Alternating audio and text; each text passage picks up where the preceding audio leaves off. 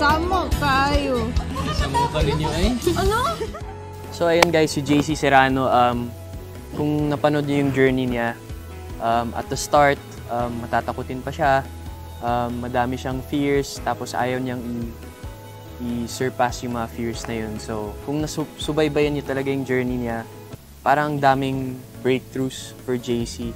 Like yung confrontation scene niya with his mom, doon niya talaga napakita yung strength niya na kaya niyang lumaban para sa sarili niya. And syempre, JC will continue to be the sweet and soft boy ng Maka High. And dito going into season 2, feeling ko mas lalakas pa yung loob niya. So yun guys, after nag-break yung Maka, sakto nakapag-taping ako sa Lolong season 2, which is airing already. So sana po manood kayo every Monday to Friday, 8 PM sa GMA Primetime.